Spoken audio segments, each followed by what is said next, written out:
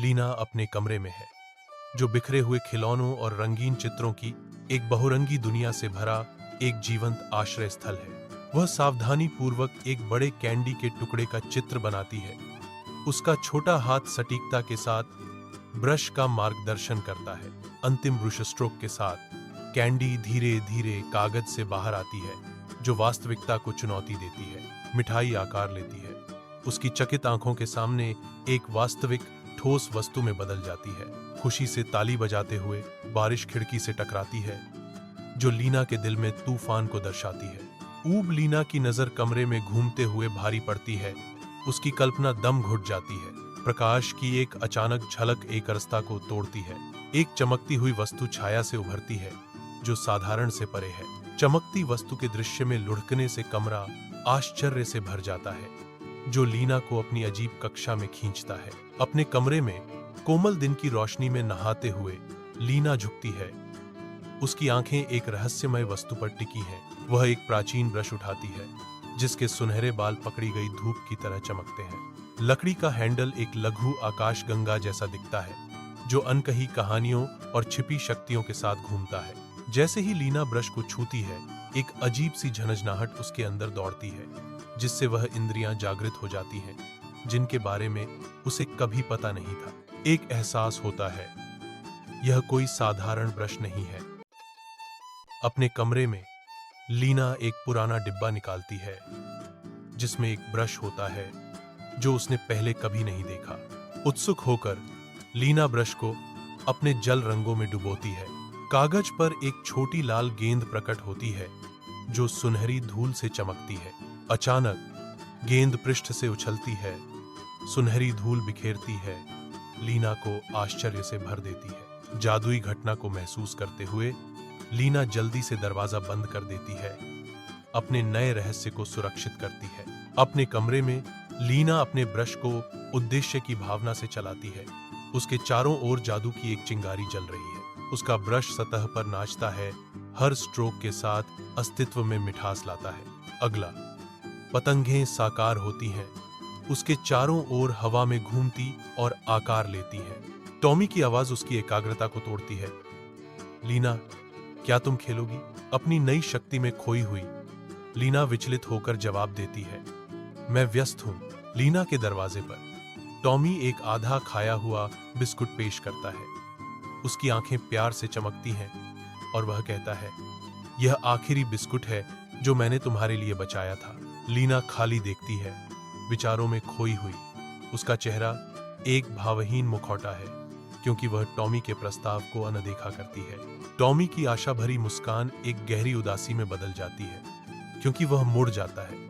उसके कंधे निराशा से झुक जाते हैं। लीना पर अपराधबोध की एक लहर दौड़ जाती है, क्योंकि उसे एहसास होता है कि उसने अपने और अपने भाई के गर्म प्यार के बीच कितनी ठंडी दूरी बना ली है।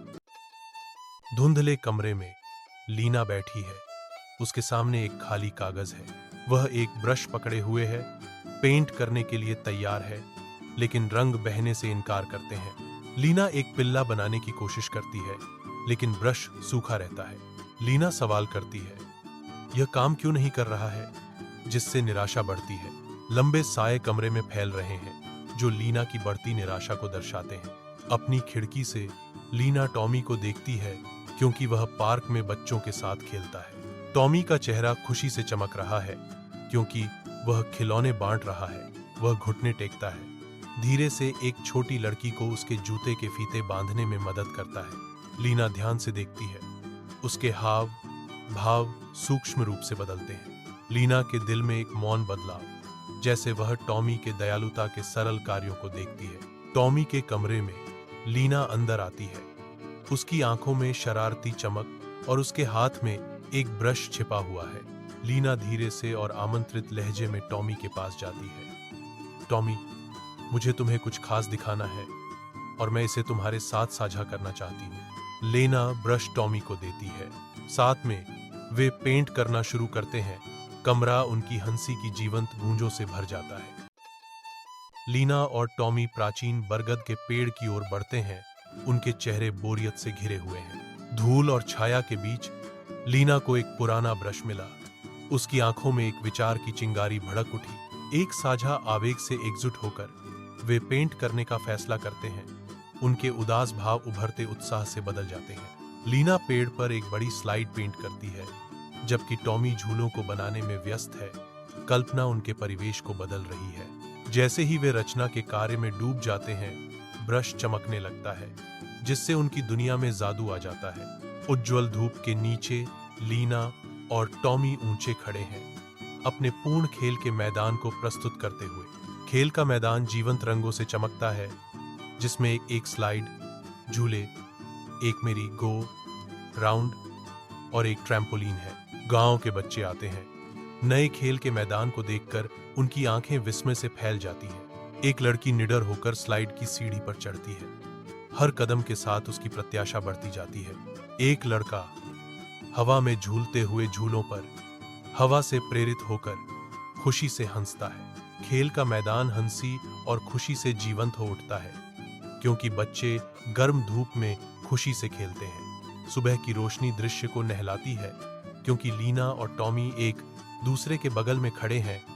उनके चेहरे खुशी से चमक रहे हैं। ऐसा लगता है कि हवा जादू से चटक रही है, क्योंकि उनके ब्रश कैनवास पर नाचते हैं, जो रंग का एक जीवंत प्रदर्शन बनाते हैं। लीना का स्पर्श डिब्बे को सुशोभित करता है, क्योंकि वह एक हार्दिक संदेश लिखती है, केवल साझा करने के लिए। उनकी हंसी गूंजती है, सुबह की कोमल ध्वनियों के साथ मिल जाती है, क्योंकि वे अपने साझा संसार में खोए हुए चित्रकारी जारी रखते हैं।